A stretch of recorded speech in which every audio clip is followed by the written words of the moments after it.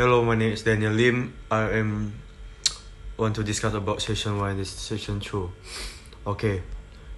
Session 1 is international business environment and operation. Globalization. International business consists of all commercial transactions between two or more countries, and the goal of private business is to make profit. Government business may or may not innovation excellence be motivated by profit. Okay. Factor in increased globalization. 1. Increase in an application of technology. 2. Liberalization of cross-border trade and resource movement. 3. Development of services that support international business. 4. Growth of consumer pressure. And 5. Increase in global competition or innovation. And 1. Innovation. 1. Change in the political situation and government policy. 2. Expansion of cross-national cooperation. The cost of globalization have threats to national sovereignty, environment stress, growing income inequity, and personal stress. Okay, why international business different from domestic business? First, the difference is about the physical, social factor, geography, influence, political policies, legal policies, and the competitive environment, competitive strategy for product, company resource, and experience. Okay, now session 2 is about culture. Okay, culture awareness. Almost everyone agree that national culture is different, but they disagree on what the differences are. Problems area that can hinder manager cultural awareness are: A. Subconscious reaction to circumstance innovation, and B. The subsection that all societal subgroups are similar. Okay, behavioral practice affecting business issue in social stratification, work motivation, relationship preference, risk-taking behavior, information and test processing. Thank you. Ekonomi. Sistem ekonomi mengacu pada cara suatu negara atau masyarakat mengatur produksi, distribusi, atau konsumsi barang jasa. Terdapat beberapa jenis sistem ekonomi. Yang pertama adalah market ekonomi atau ekonomi pasar. Ciri-ciri ekonomi pasar: dalam sistem ini keputusan mengenai produksi dan konsumsi barang dan jasa dibuat oleh individu dan perusahaan melalui mekanisme pasar. Harga barang dan jasa ditentukan oleh permintaan dan penawaran. Kelebihannya efisiensi tinggi karena perusahaan berusaha memaksimalkan keuntungan. Konsumen memiliki kebebasan untuk memilih produk sesuai dengan preferensi mereka. Kekurangannya dapat menyebabkan ketidakadilan sosial dan kesenjangan sosial. Tidak semua kebutuhan masyarakat seperti kesehatan dan pendidikan dapat terpenuhi secara optimal. Yang kedua adalah ekonomi terencana, planned economy. Ciri-cirinya pemerintah memiliki kontrol penuh atas produksi dan distribusi barang dan jasa. Harga dan jumlah produksi ditentukan oleh perencanaan pemerintah. Kelebihannya dapat mengurangi ketidakadilan sosial dan memastikan bahwa kebutuhan dasar masyarakat terpenuhi. Kekurangannya kurang efisien dan karena birokrasi yang besar. Kurangnya insentif bagi inovasi dan inefisiensi. Yang ketiga adalah ekonomi gabungan, mixed economy. Ciri-cirinya menggabungkan elemen-elemen dari ekonomi pasar dan ekonomi terencana. Pemerintah dan sektor swasta bekerja sama dalam mengatur ekonomi. Kelebihannya dapat menyeimbangkan efisiensi, keadilan. Pemerintah dapat campur tangan untuk mengatasi kegagalan pasar. Kekurangannya bisa terjadi konflik antara kebijakan pemerintah dan kepentingan sektor swasta, seperti adanya campur tangan pihak ketiga. Ekonomi tradisional. Traditional economy. Ciri-cirinya keputusan ekonomi didasarkan pada adat dan tradisi. Sistem ini biasanya ditemukan pada masyarakat pedesaan atau pedalaman suku. Kelebihannya stabilitas sosial dan ekonomi terjaga karena berpegang pada tradisi. Kekurangannya kurang dinamis dan sulit beradaptasi dengan perubahan, kurang inovatif, dan kurang efisien. Metode pasar mengacu pada berbagai cara di mana pasar berfungsi untuk mengalokasikan sumber daya dan menetapkan harga. Beberapa metode pasar utama adalah: yang pertama adalah pasar bebas, free market. Apa itu free market? Free market adalah transaksi antara pembeli dan penjual dilakukan tanpa campur tangan pemerintah. Harga ditentukan oleh permintaan dan penawaran. Contohnya pasar saham dan pasar komoditas. Yang kedua adalah pasar terkendali, controlled market. Prinsipnya pemerintah mengatur pasar untuk memastikan harga tetap stabil dan adil. Ini termasuk penetapan harga maksimum dan harga minimum. Contohnya seperti pasar pertanian dengan subsidi harga obat yang dikendalikan oleh pemerintah. Yang ketiga adalah monopoly market atau pasar monopoli. Apa itu pasar monopoli? Satu perusahaan atau entitas memiliki kontrol penuh atas pasar tertentu. Perusahaan ini dapat menentukan harga tanpa persaingan. Contohnya penyedia utilitas publik seperti listrik ataupun air di beberapa negara. Seperti di Indonesia, yaitu PLN tidak ada perusahaan penyaingnya. Yang keempat adalah pasar oligopoli market. Beberapa perusahaan mendominasi besar. Meskipun ada persaingan, perusahaan-perusahaan besar ini memiliki kekuatan untuk mempengaruhi harga. Contohnya seperti industri otomotif, perusahaan telekomunikasi. Seperti di Indonesia contohnya kayak Telkomsel. Yang keempat adanya pasar persaingan sempurna, perfect competition. Contohnya itu seperti banyak penjual dan pembeli pasar dengan produk yang homogen. Tidak satupun penjual atau pembeli yang bisa mempengaruhi harga. Contohnya pasar hasil pertanian di mana petani menjual produk yang sama. Apa itu direct investment? Direct investment ataupun investasi langsung merujuk pada pengalokasian dana oleh sebuah perusahaan atau individu di dalam aset fisik ke negara lain. Ini seringkali melibatkan pembelian, pembentukan atau perluasan operasi perusahaan di negara tersebut. Jenis-jenis direct investment. Yang pertama adalah foreign direct investment, FDI. Tujuannya mempengaruhi pengaruh atau kontrol atas perusahaan asing. Contoh, perusahaan teknologi asal Amerika Serikat yang mendirikan pabrik di China. Yang kedua, greenfield investment. Tujuannya mendirikan operasi baru di luar negeri dari nol. Contohnya, perusahaan otomotif Jepang yang membangun pabrik baru di Indonesia. Yang ketiga adalah brownfield investment. Tujuannya mengakuisisi atau menyewa fasilitas produksi yang sudah ada di luar negeri. Seperti di perusahaan farmasi Jerman yang membeli pabrik dari Brazil. Keuntungan investasi langsung adalah adanya kontrol penuh, akses pasar, keunggulan kompetitif. Resikonya tentu saja ada. Yang pertama adalah kestabilan politik, kedua peraturan dan regulasi, ketiga adalah risiko ekonomi.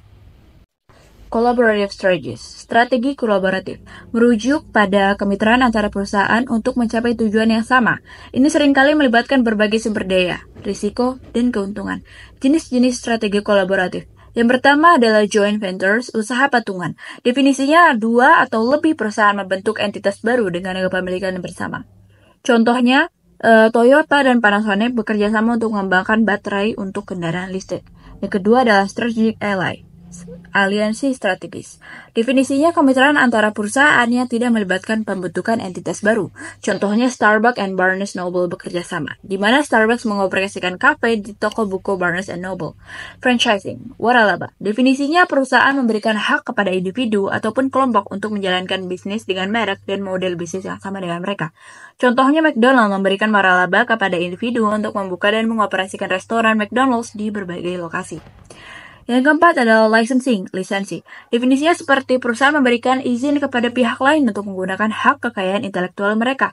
Contohnya seperti Disney memberikan lisensi kepada produsen mainan untuk membuat produk dengan karakter Disney. Contoh lainnya seperti Ghibli. Nah, selanjutnya adalah keuntungan strategi kolaboratif. Adanya berbagai risiko. Perusahaan dapat berbagi risiko dan biaya proyek besar atau berisiko tinggi. Yang kedua adalah akses sumber daya. Kemitraan dapat memberikan akses sumber daya, teknologi, dan keahlian yang tidak dimiliki oleh satu. Jadi di session 5 kita belajar tentang ekonomi integrasi dan koperasi. Ekonomi integrasi dibagi menjadi 3 jenis. Ada integrasi global, bilateral, dan regional. Efek dari integrasi yang pertama ada trade creation dan yang kedua ada trade diversion.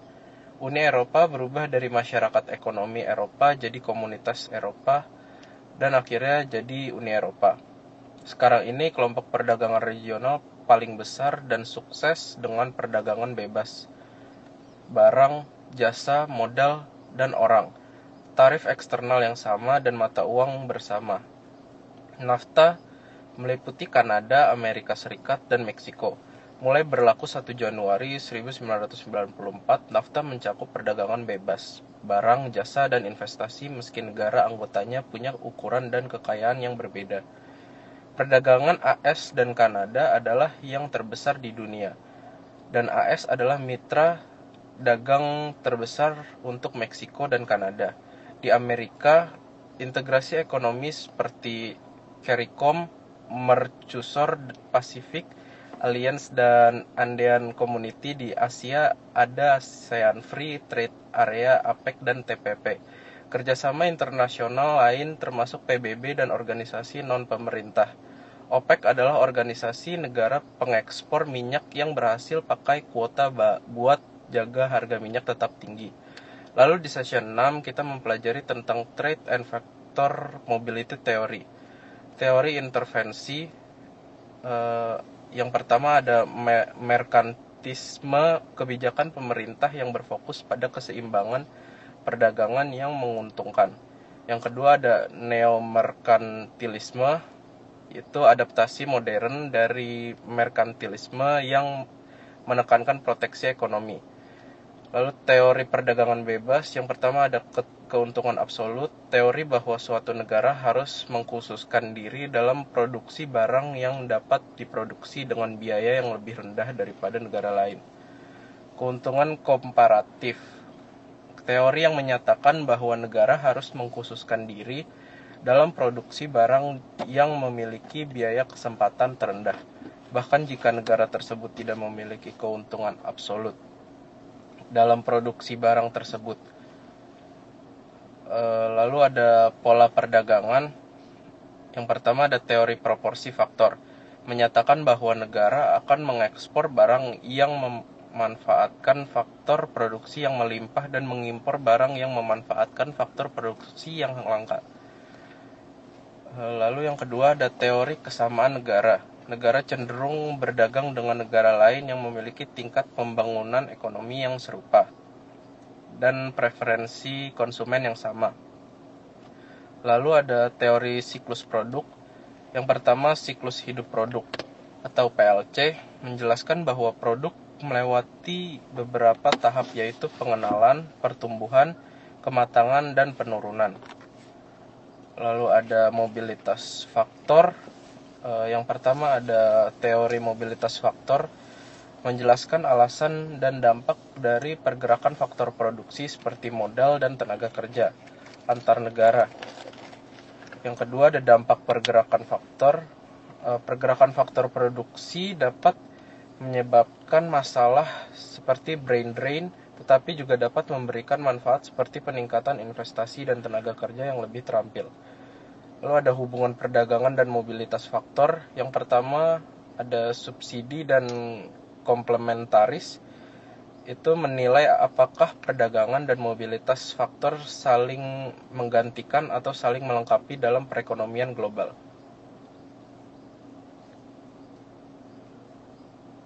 Halo semua, perkenalkan nama saya Darren dari kelas LG24, NIM saya 270224936. Sekarang saya akan menjelaskan mengenai sesi 7 dari International Business, yaitu tentang keuangan multinational finance function. Mengacu pada pengelolaan aspek beroperasi yang beroperasi lebih dari satu negara, fungsi ini mencakup berbagai kegiatan yang dirancang untuk mengoptimalkan sumber daya keuangan di seluruh dunia dan memastikan keberhasilan finansial perusahaan secara global. Beberapa aspek penting dari fungsi keuangan multinasional meliputi: yang pertama ada manajemen risiko kuota keuangan, yang kedua ada manajemen kas global, ketiga ada perencanaan pajak internasional. Perusahaan multinasional harus mengelola kepatuhan terhadap undang-undang pajak di berbagai jurisdiksi, mengoptimalkan struktur pajak untuk meminimalkan kewajiban pajak global dan menghindari masalah seperti pajak berganda. Yang keempat ada pembiayaan internasional, kelima ada analisis investasi internasional, keenam ada penganggaran dan perencanaan, ketujuh ada laporan keuangan konsolidasi, ke-8 ada manajemen risiko politik dan ekonomi, dan ke-9 ada transaksi antar perusahaan. Secara keseluruhan, fungsi keuangan multinasional adalah tentang mengintegrasikan dan mengelola operasi keuangan perusahaan secara global untuk mencapai efisiensi, kepatuhan, dan keberlanjutan keuangan dalam lingkungan bisnis internasional yang kompleks. Sekarang, saya akan menjelaskan mengenai sesi 8, yaitu mengenai operasional perdagangan internasional atau International Trade Operation. Melibatkan serangkaian kegiatan yang memungkinkan pertukaran barang dan jasa antar negara. Ini adalah proses yang kompleks yang mencakup banyak aspek, dari pengadaan barang hingga pengiriman dan pembayaran. Berikut adalah penjelasan mengenai elemen utama dari operasi perdagangan internasional. Yang pertama ada pemilihan pasar, kedua ada pengadaan dan produksi, ketiga ada negosiasi dan kontrak, keempat ada logistik dan transportasi, kelima ada pembayaran internasional, keenam ada kepatuhan dan regulasi, 7 ada asuransi dan manajemen risiko, 8 ada penanganan bea cukai, 9 distribusi dan pemasaran, 10 layanan pengguna jual. Operasi perdagangan internasional membutuhkan koordinasi yang erat antara berbagai departemen dalam perusahaan, termasuk penjualan logistik, keuangan, dan hukum. Kesuksesan perdagangan internasional seringkali bergantung pada kemampuan perusahaan untuk mengelola kompleksitas ini secara efisien dan efektif. Sekian dari saya. Bila ada salah kata, mohon maaf. Terima kasih. Halo, perkenalkan nama saya Dimas Febian dari kelas LG24. Binus University. Di sini saya akan menjelaskan beberapa materi yang sudah saya pelajari. Yang pertama ada di Simbion, yaitu tentang market forex exchange atau forex. Adalah pasar global yang terdesentralisasi di mana mata uang dari berbagai negara diperdagangkan. Dalam konteks mata kuliah internasional bisnis, forex memiliki peran penting dan dapat dijelaskan secara singkat. Definisi forex atau valuta asing adalah pasar di mana mata uang diperdagangkan. Ini adalah pasar keuangan terbesar di dunia dengan volume perdagangan harian mencapai triliunan dolar. Fungsi utama dari forex yaitu pertukaran mata uang, memfasilitasi pertukaran mata uang untuk perdagangan internasional dan investasi. Misalnya perusahaan yang berbisnis internasional membutuhkan forex untuk melakukan transaksi lintas negara. Selanjutnya ada penentuan nilai tukar. Menentukan nilai tukar mata uang berdasarkan penawaran dan permintaan. Nilai tukar ini mempengaruhi harga barang dan jasa yang diperdagangkan secara internasional. Selanjutnya ada manajemen risiko, memungkinkan perusahaan dan investor untuk mengelola risiko nilai tukar yang muncul dari fluktuasi mata uang. Bagaimana valuta asing diperdagangkan? Ada cara-caranya, yaitu yang pertama ada cara-cara perdagangan, yang kedua ada cara elektronik, yang ketiga dua segmen utama, yang keempat pasar yang diperlukan di luar bursa atau over the counter, yang kelima ada pasar yang diperdagangkan di bursa. Kesimpulan dari forex exchange adalah komponen vital dalam bisnis internasional karena memungkinkan pertukaran mata uang yang diperlukan untuk perdagangan global. Pasar forex membantu menentukan nilai tukar mata uang, mengurangi risiko nilai tukar, dan memfasilitasi transaksi keuangan lintas batas. Memahami forex adalah penting bagi perusahaan dan investor yang terlibat dalam ekonomi global, karena fluktuasi nilai tukar dapat berdampak signifikan pada strategi bisnis dan hasil keuangan. Baik, selanjutnya saya akan menjelaskan sesi selanjutnya, yaitu sesi 10 mengenai country evaluation and selection. Adalah proses sistematis yang digunakan oleh perusahaan untuk mengevaluasi potensi pasar internasional dan memilih negara yang paling menguntungkan dan cocok untuk ekspansi bisnis atau investasi. Proses ini bertujuan untuk mengidentifikasi peluang dan risiko di berbagai negara, sehingga perusahaan dapat membuat keputusan yang terinformasi tentang di mana dan bagaimana mereka harus memperluas operasi mereka. Evaluation and selection. Perusahaan seharusnya mempertimbangkan hal-hal berikut ketika mengambil keputusan pemilihan negara. Yang pertama adalah lokasi penjualan, produksi, dan layanan administrasi dan tambahan. Yang kedua, urutan untuk memasukkan negara yang berbeda. Yang ketiga, posisi sumber daya dan upaya yang dialokasikan ke setiap negara tempat mereka beroperasi.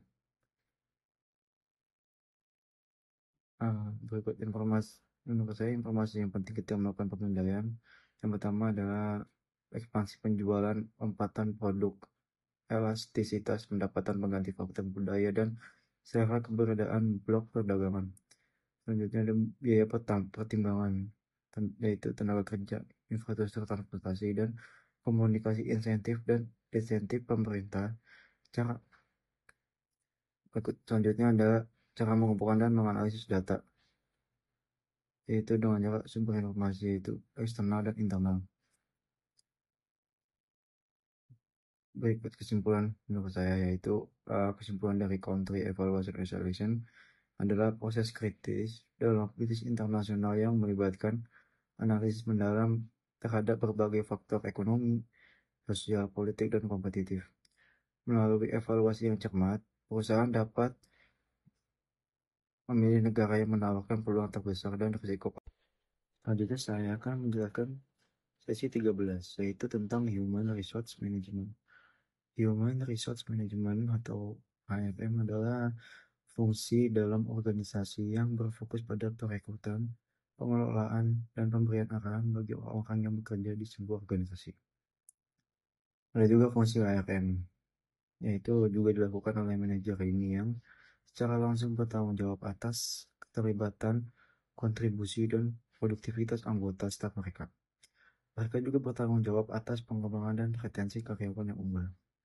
menurut Boxalpe tahun 1992 mendefinisikan International Human Resource Management sebagai isu-isu HRM yang terkait dengan berbagai tahapan proses internasionalisasi.